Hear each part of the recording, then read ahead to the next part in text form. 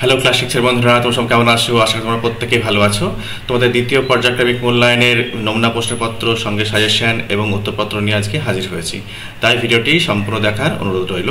দেখো, প্রথমে যে বিষয়টা তোমাদের জানাতে চাইবো, তোমাদের হচ্ছে সেকেন্ড সামেটিভ পরীক্ষায় কিন্তু পরীক্ষার যে মান, সেই মান কিন্তু 50 নম্বর থাকবে এবং সময় থাকবে 1 ঘন্টা 30 মিনিট। ঠিক আছে?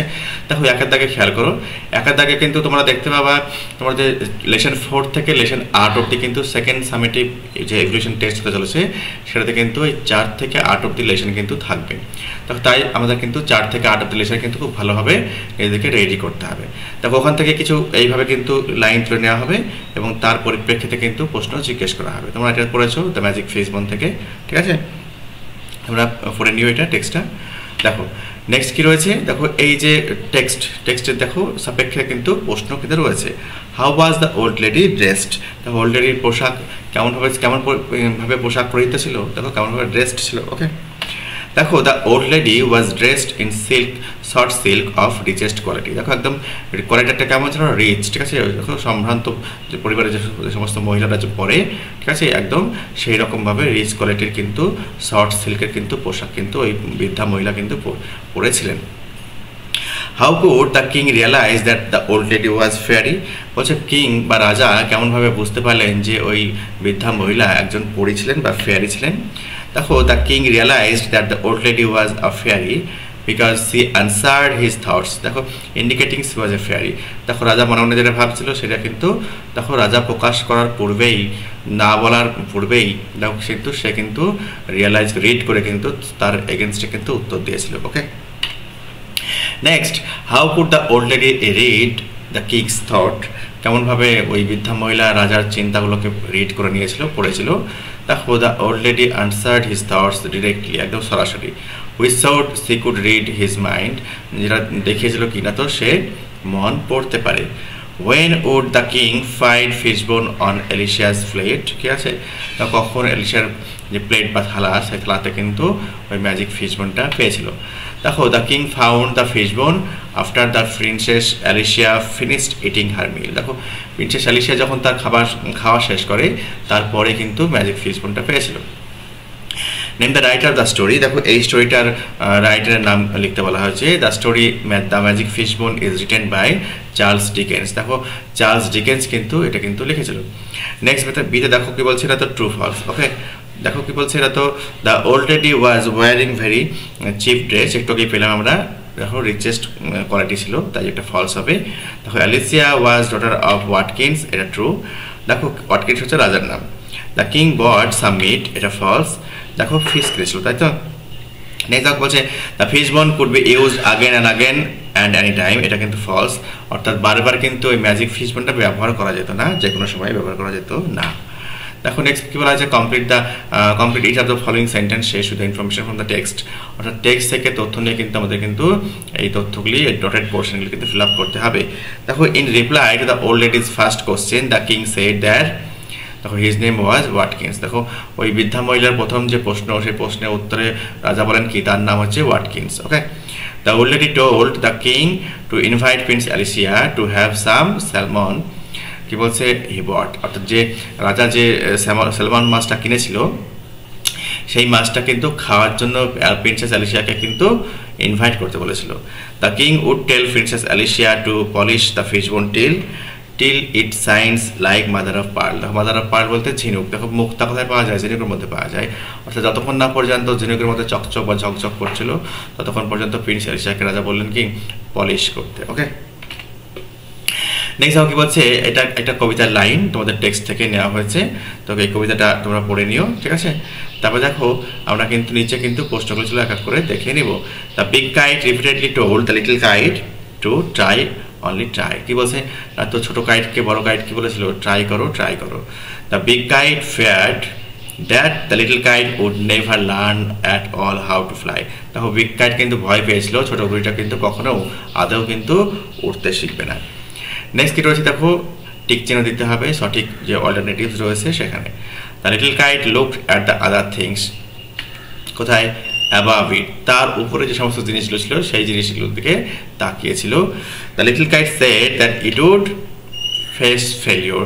তারপর ছোট্ট ঘুড়িটা বলেছিল কি সে ব্যর্থতার সম্মুখীন হবে। দেখো ফেস করা মানে কি সম্মুখীন হওয়া, মুখোমুখি হওয়া, ঠিক আছে। নেক্সট কি রয়েছে দেখো রিডিং কম্প্রিহেনশন, এটা কিন্তু আনসিন। এই আনসিনটা দেখো বিভিন্ন ম্যাগাজিন, পত্রপত্রিকা, আবার তোমার খবরের কাগজ থেকে কিন্তু নেওয়া হয়। চলো এটা একটু পরে দেখা যাক। Sister Nivedita was known as Margaret Elizabeth Nobel in her early life. দেখো সিস্টার নিবেদিতা কি নামে পরিচিত ছিল? মার্গারেট এলিজাবেথ নোবেল তার প্রথম জীবনে। Okay, she was born in Ireland in 1867। দেখো 1867 সালে উনি কিন্তু আয়ারল্যান্ডে জন্মগ্রহণ করেছিলেন। আফটার ফিনিশিং হার স্টাডিজ, অর্থাৎ তার পড়াশোনা শেষ করার পর, she had to live in London for teaching profession. দেখো লিভ, এলআইভি, লিভ মানে যে বাস করা। দেখো তাকে কিন্তু লন্ডনে বাস করতে হয়েছিল। কেন? শিক্ষাগত পেশার জন্য উনি ওখানে টিচার ছিলেন। ডিউরিং দিস পিরিয়ড, অর্থাৎ এই লন্ডনে থাকার সময়, মানে টিচিং প্রফেশনে যুক্ত থাকার সময়, she had the chance to meet Swami Vivekananda at London home. দেখো লন্ডনের বাড়িতে কিন্তু তার একটা সুযোগ হয়েছিল স্বামী বিবেকানন্দের সঙ্গে সাক্ষাতের। She liked very much for his religious teaching and took him as her master. দেখো তোমার স্বামী বিবেকানন্দকে তার যে ধার্মিক যে শিক্ষা, টিচিং, ঠিক আছে, সেটার জন্য কিন্তু তাকে খুব ভালো লেগে যায় এবং তাকে কিন্তু মাস্টার বা গুরু হিসেবে তাকে কিন্তু মেনে নেন। She came to India with him for giving her service to the upliftment of women. দেখো উনি কিন্তু স্বামী বিবেকানন্দের সঙ্গে ভারতবর্ষে চলে আসেন। কেন?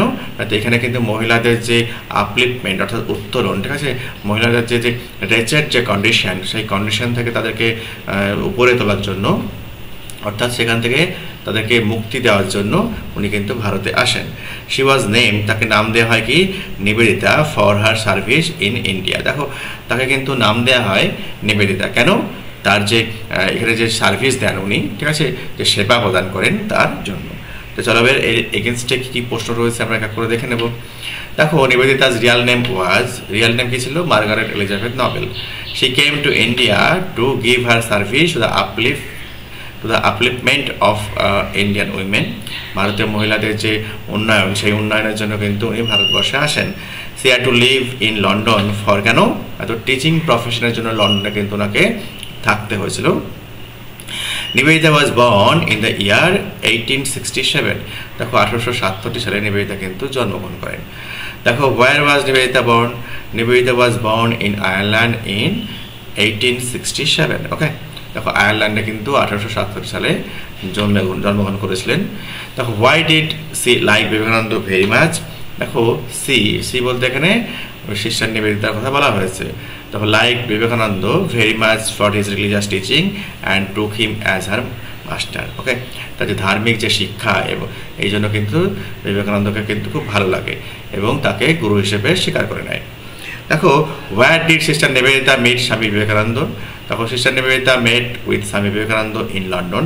দেখো লন্ডনে কিন্তু ওনার সঙ্গে সাক্ষাৎ হয়েছিল। ওকে, দেখো এখানে কলাম এ এবং কলাম বি রয়েছে, এটা কিন্তু আমাদের কিন্তু মিলাতে হবে, ম্যাচ করতে হবে। দেখো আপলিফ্ট কথা অর্থ কি? তো এলিভেশন। দেখো চান্স কথা মানে হচ্ছে অপরচুনিটি বা সুযোগ। দেখো সার্ভিস কথা মানে হচ্ছে ওয়ার্ক বা পরিষেবা বা সেবা বলতে পারো। আর্লিয়ার মানে নেয়ার দ্য বিগিনিং, অর্থাৎ শুরুর দিকে।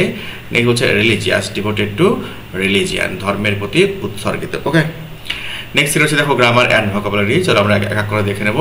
সুইটেবল আর্টিকেল এবং প্রিপোজিশন দিয়ে কিন্তু চারের এই যে ডটেড পোর্শন রয়েছে বা ব্ল্যাঙ্কস রয়েছে, সেগুলো কিন্তু এক এক করে ফিল আপ করতে হবে। হি কিল দ্য স্নেক, দেখো উইথ আ স্টিক। দেখো বাই আ পার্সন হয়, উইথ অ্যান ইনস্ট্রুমেন্ট হয়, ঠিক আছে। দেখো he is coming from Delhi. দেখো সে কিন্তু আসছে, কোথায় আসছে? তো দিল্লি থেকে। দেখো do not love at the lampman, ঠিক আছে। দেখো কি বলছে? যে ঘোড়া ব্যক্তিদেরকে দেখে কিন্তু বিদ্রুপাত্মক হেসো না। নেক্সট দেখো বিতে কি রয়েছে? প্রিফিক্স সাফিক্স যুক্ত করে কিন্তু করতে হবে। He is an honourable man, সে হচ্ছে একজন সম্মানীয় মানুষ। He is hopeful about his future, সে কিন্তু তার ভবিষ্যৎ নিয়ে কিন্তু খুব আশাবাদী। ফিল ইন দ্য ব্ল্যাঙ্কস তাকে কি বলা হয়েছে? দেখো সুইটেবল অ্যাডভার্বস, যেটা হেল্প বক্সে রয়েছে সেগুলো কিন্তু নিয়ে কিন্তু ফিল আপ করতে হবে। The book is well written, ঠিক আছে, বইটা কিন্তু খুব সুন্দরভাবে লেখা হয়েছিল। I can not find my pet dog here. দেখো এখানে কিন্তু একটা প্লেসের নাম বলা হয়েছে, আমি কিন্তু আমার পেট ডগটাকে এখানে পাচ্ছি না। নেক্সট রয়েছে রাইট এর application to the headmaster of your school কি বলছে for leave of absence for 5 days। তো 5 দিনের ছুটি চেয়ে হেডমাস্টার মশাই বা হেডমিস্ট্রেসকে কিন্তু একটা অ্যাপ্লিকেশন লিখতে হবে, ঠিক আছে। দেখো প্রথমে তোমাদের যে হেডমাস্টার মশাই যেখানকার যে স্কুলে, সেই স্কুলের অ্যাড্রেস দেবে টু বলে, তারপরে দেখো ডান দিকে কিন্তু একটা ডেট কিন্তু দিতে হবে, ঠিক আছে। যে কোনো চিঠিতে, ঠিক আছে, আমাকে কিন্তু ডেট একটা লিখতেই হবে। নেক্সট দেখো সাবজেক্ট, অফিসিয়াল লেটারের ক্ষেত্রে সাবজেক্ট কিন্তু মাস্ট, ঠিক আছে। যেহেতু অফিসিয়াল যে সমস্তরা থাকেন অফিসার, তাদের কিন্তু সময়ের কিন্তু প্রচুর দাম, ঠিক আছে। তারা কিন্তু সাবজেক্ট দেখে বোঝা যাবে তোমার চিঠির বিষয়বস্তু কী রয়েছে, ঠিক আছে। তাই সাবজেক্টটা কিন্তু চিঠির যে কন্টেন্ট, সেই কন্টেন্টের সঙ্গে রেলিভেন্ট একটা দিতে হবে, প্রাসঙ্গিক। ওকে, সাবজেক্ট কি prayer for leave of absence for 5 days। দেখো তাহলে কি 5 দিনের ছুটি চেয়ে কিন্তু তুমি প্রেয়ার দিচ্ছ, প্রার্থনা করছো। দেখো রেসপেক্টেড কি বলছে, হেডমাস্টার যদি হেড হয় তাহলে হেডমাস্টার লিখবে, আর তোমাদের স্কুলে যদি হেডমিস্ট্রেস থেকে থাকেন তাহলে হেডমিস্ট্রেস লিখবে। ওকে, কি বলছে, with due respect I would like to state that I shall remain absent for 5 days।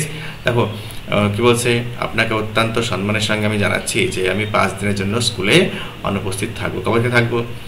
দেখো বলছে 10 তারিখ থেকে 14 তারিখ পর্যন্ত, 14 তারিখ অক্টোবর পর্যন্ত। কেন? Due to family wedding. দেখো পরিবারের মধ্যে কী রয়েছে, তো বিবাহ অনুষ্ঠান হবে, পরিবারে বিয়ে রয়েছে, তাই জন্য কিন্তু 5 দিন আমি আসবো না। I promise to catch up, কি বলছে, on all lesson I miss. দেখো আমি আপনাকে কথা দিচ্ছি যে সমস্ত লেসন এই কদিনের মধ্যে আমি মিস করব, সেটা কিন্তু আমি মেকআপ দিয়ে নেব। I will be grateful for your kind permission. দেখো আপনার এই যে অনুমতির জন্য আপনার কাছে আমি কৃতজ্ঞ থাকবো। Thank you for understanding and support. কি বলছে, আপনার এটা যে সাপোর্ট এবং আন্ডারস্ট্যান্ডিংয়ের জন্য কিন্তু আপনাকে ধন্যবাদ। তারপরে দেখো তোমার ইউর সিনসিয়ারলি বলে একটা কমা কিন্তু দিতে হবে। তারপর তোমার নাম, ঠিক আছে, ক্লাস 6 লিখবে, VI লিখবে, ঠিক আছে। তারপরে রোল এবং সেকশন তুমি কিন্তু লিখবে, ঠিক আছে। তাহলে কিন্তু কাজ শেষ।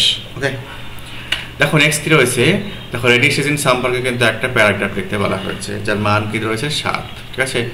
দেখো the rainy season also known as monsoon. দেখো রেনি সিজনটাকে মনসুন হিসেবেও কিন্তু লোকজন চেনে বা জানে, মনসুন হিসেবেও পরিচিত। Is much awaited time of year that brings relief from scorching heat of summer. দেখো কী বলছে, অনেক অপেক্ষাকৃত, কি বলছে, অপেক্ষায়িত, যে তোমার মানুষজন কী করে, তো এই বর্ষাকালের জন্য অপেক্ষা করে থাকে। কেন? তো গ্রীষ্মের যে স্কর্চিং, দেখো রৌদ্র দগ্ধকর, ঠিক আছে, হিট থেকে বাঁচার জন্য। ইট ইউজুয়ালি বিগিন, সাধারণত শুরু হয় late June and last until September. কি বলছে না, তো জুন মাসের শেষের দিক থেকে সেপ্টেম্বর মাস অব্দি কিন্তু বর্ষাকাল স্থায়ী হয়। Transforming the landscape into a lush of green paradise. দেখো বৃষ্টি আসলে কি হয় না, তো যে ভূদৃশ্যটার চেহারা পাল্টে যায়, একদম সবুজে ভরে যায়। দ্য স্কাই বিকামস ক্লাউডি, আকাশ কেমন হয়, মেঘাচ্ছন্ন হয়। And the sound of rains falling creates a calming atmosphere. এবং বৃষ্টি পড়ার যে তোমার যে শব্দ, সেটা একটা দেখো অ্যাটমসফিয়ার, আবহাওয়াটাকে কিন্তু একটা শান্ত করে দেয়। ফার্মার্স ইগারলি আউট, কি বলছে, the rains they help in growing crops like rice, wheat, essential for economy. দেখো কি বলছে, চাষিরা কিন্তু অপেক্ষা করতে থাকে এই বৃষ্টির জন্য, যে বৃষ্টি কী করে তাদেরকে হেল্প করে কী করতে, তাদের যে শস্য ফলাতে, যেমন ধরো ধান, গম, যেটা কিন্তু ইকোনমির জন্য, অর্থনীতির জন্য কিন্তু অত্যন্ত গুরুত্বপূর্ণ। তার রেনি সিজন অলসো রিফ্রেশেস, কি বলছে, এই যে বৃষ্টির যে ঋতুটা কী করে রিফ্রেশ করে দেয়, ঠিক আছে। কি রিফ্রেশ করে? দ্য এনভায়রনমেন্ট, পরিবেশকে কিন্তু সতেজ করে তোলে।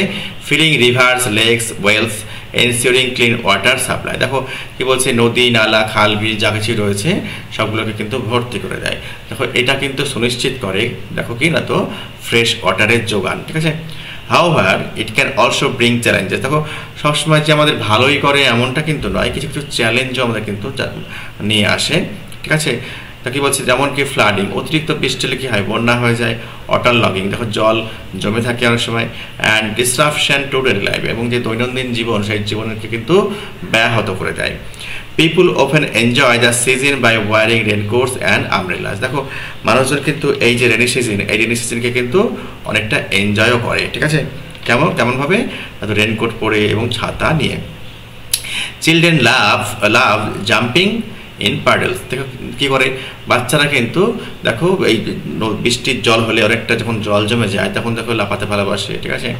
Overall the rainy season not only rejuvenates, দেখো পুনরুজ্জীবিত শুধুমাত্র করে এমনটা নয়, but also plays a vital role in agriculture and water conservation, making it an important and cherished time of that year. ওকে, দেখো এই রেনি সিজন কিন্তু কী করে শুধুমাত্র প্রকৃতিকে যে পুনরুজ্জীবিত করে এমনটা নয়, দেখো চাষবাসের ক্ষেত্রে এটা কিন্তু অত্যন্ত গুরুত্বপূর্ণ ভূমিকা কিন্তু পালন করে, ঠিক আছে। এবং যে জল সংরক্ষণ সেটাকেও কিন্তু একটা বিশেষ জায়গায় নিয়ে যায়, ঠিক আছে। এবং দেখো এই যে রেনি সিজন কিন্তু অত্যন্ত একটা ভাইটাল রোল প্লে করে, ঠিক আছে, এই মানুষের জীবনে। যদি রেনি সিজন না হয় তাহলে কী হবে, মানুষজন কিন্তু পানীয় জল কিন্তু পাবে না। দেখো আন্ডারগ্রাউন্ড ওয়াটার কিন্তু রিফিল হবে না। তো বৃষ্টিতে কী হয়, আবার রিচার্জ হয়ে যায় বা রিফিল হয়ে যায় যে জলটা আমরা প্রতিদিন দৈনন্দিন জীবনে ব্যবহার করছি, তাই না। দেখো আশা করি তোমাদের এই ভিডিওটা ভালো লেগেছে। যদি ভিডিওটি ভালো লেগে থাকে একটা লাইক দিও এবং সাবস্ক্রাইব করে অবশ্যই আমার পাশে থেকো। ভালো থেকো, সুস্থ থেকো।